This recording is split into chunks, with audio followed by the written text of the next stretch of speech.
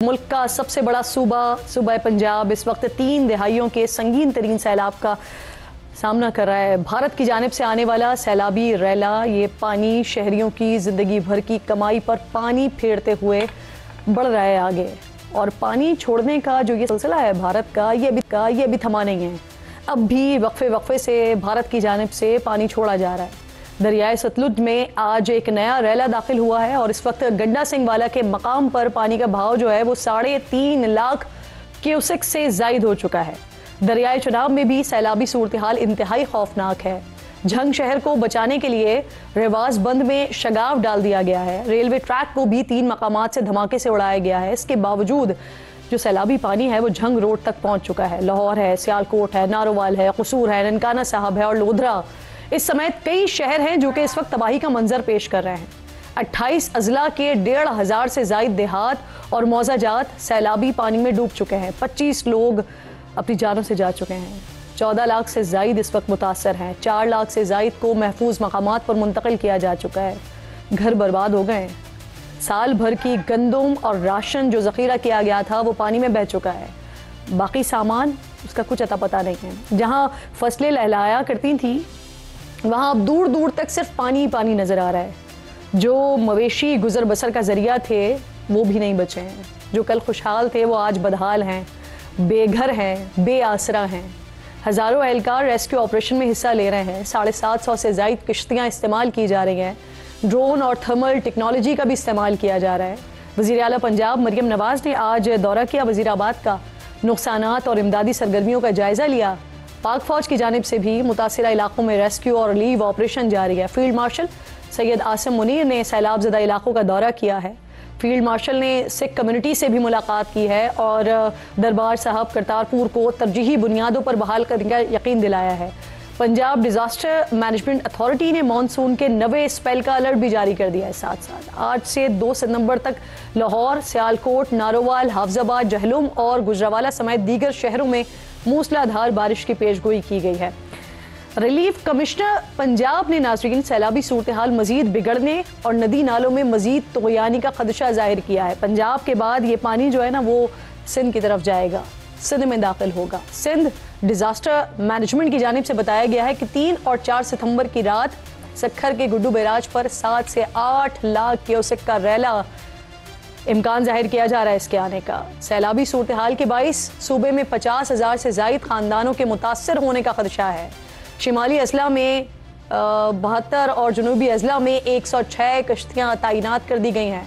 वज़ीर आला मुराद अली शाह ने शिमाली अजला में रेस्क्यू 1122 को 30,000 से जायद एहलकार तैनात करने की हिदायत की है और साथ ही ये भी कहा है कि ज़रूरत पड़ने पर गैर सरकारी मशीनरी का भी बंदोबस्त किया जाए।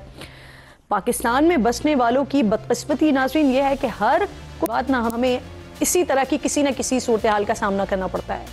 सैलाब चाहे वो 2010 का हो, 2022 का हो, इजाफी पानी को ज़ख़ीरा करना तो दूर की बात है। हम तो इस तबाही जो मच जाती है उसे रोकने की अहलियत भी नहीं रखते हैं।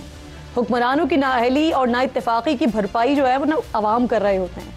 भारत हमारा पानी बंद करके भी नुकसान पहुंचा रहा है और पानी छोड़कर भी नुकसान पहुंचा रहा है, लेकिन हम आज तक इस काबिल नहीं हो सके हैं कि कोई ऐसा निज़ामी तरतीब दे दें जो सूरत हाल से निमटने में तो कम से कम मददगार साबित हो सके।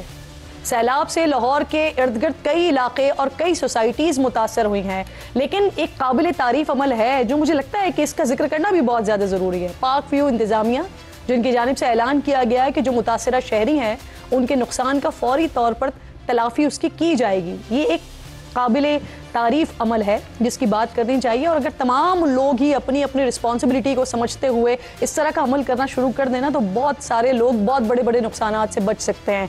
प्रोग्राम में मेरे इंतहाई मोअज़्ज़ज़ मेहमानों में इरफान अली काठिया जो कि DGP MDA हैं, मुझे ज्वाइन कर रहे हैं PDM में, बहुत शुक्रिया आपका। डॉक्टर हसन अब्बास साहब जो कि माहिर आबी उमूर हैं प्रोग्राम में मेरे साथ मौजूद हैं। मैं आप दोनों मेहमानों की बेहद शुक्रगुजार हूँ। और इरफान अली साहब, मैं ज़रा बात का आगाज़ आपसे करना चाह रही हूँ क्योंकि जिस तरह की सिचुएशन सर हो रही है ना, मैं चाह रही हूँ कि अभी आप मुझे बताइए कि पंजाब के जो इस वक्त इलाके हैं वहाँ पर सूरत हाल क्या है और क्या लाहौर में अभी मजीद इलाकों को भी ख़तरा है या ख़तरा टल चुका है सर? जी बिस्मिल्लाह रहमान रहीम, थैंक यू वेरी मच। और इस वक्त पंजाब के तीन बड़े दरिया, ये हमारी तारीख में कभी ऐसे नहीं हुआ कि जो एक ही टाइम पे तीनों दरिया इस वक्त भरपूर तरीके से सुपर फ्लड में है। और लाहौर की आपने बात की, लाहौर कल रात बहुत टफ थी और हमने 1988 में 3,46,000 क्यूसिक्स पानी आया था, और कल उसके बाद दूसरा बड़ा पानी आया जो 2,20,000 क्यूसिक्स हमने रावी साइफन और शाहदरा के मुकाम से गुजारा। अल्हम्दुलिल्लाह लाहौर ओवरऑल सेफ रहा और इस वक्त पानी रिसीडिंग ट्रेंड पे है और इस वक्त 1,60,000 क्यूसिक्स पानी गुजर रहा है। लाहौर के कुछ नशेबी इलाकों में पानी जरूर आया और 9 ऐसे मुकामात हैं जहाँ पे मुख्तलिफ सोसाइटीज में और बस्तियों में पानी आया। अर्ली ऑन इनको किया गया था और यही वजह है कि कोई बहुत बड़ा जानी नुकसान अल्लाह ताला ने उससे हमें महफूज रखा। अच्छा इरफान साहब, दो बातें सामने आ रही हैं। एक तो ये जरा कंफर्म कीजिएगा कि लाहौर सर अब लाहौर से खतरा टल चुका है, और दूसरा खुदा न खास्ता कसूर के बारे में कहा जा रहा है कि वो डूब सकता है। तो इन दोनों बातों की तस्दीक या तरदीद कीजिएगा सर। जी बिल्कुल, इस वक्त लाहौर से पूरी तरह से खतरा टल चुका है और यही पानी जो बड़ा पानी था ये इस वक्त बल्लो की हेडवर्क्स पे ये ननकाना साहब के करीब ये वहाँ दाखिल हुआ है और ये अब अगले 24 घंटे में इसकी पीक वहाँ पे आएगी और फिर नीचे जो मुल्का अजला हैं जिनमें कसूर, जिसमें उकाड़ा, साहिवाल, टोबा टेक सिंह और इसी तरह नीचे बाकी ये पानी जाएगा। कसूर का इस वक्त अलार्मिंग सिचुएशन है। हमारे पास 2,61,000 क्यूसिक 4-5 दिन से स्टेडी ट्रेंड में था और बढ़ नहीं रहा था, लेकिन अब अचानक ये बढ़ना शुरू हुआ और इस वक्त काफी अलार्मिंग सूरत हाल ये तकरीबन 3.5 लाख को टच कर चुका है। इरफान साहब, सर मुल्तान है, झंग है, ये वो इलाके हैं जिनके बारे में कहा जा रहा है कि ये मुतासर हो सकते हैं बुरी तरह, और फिर क्या सर वहां पर क्या सिचुएशन ऐसी है कि वहां पर लोगों को इवैक्यूएट करना शुरू कर दिया गया है? अगर हमारे पास पेशगी इत्तलात मौजूद हैं इस बारे में तो। जी बिल्कुल, ये जो इवैक्यूएशन की आप बात कर रही हैं मैम, ये 3 दिन पहले हर चीज, तीनों दरियाओं के फ्लड प्लेन हर तरह से खाली हैं।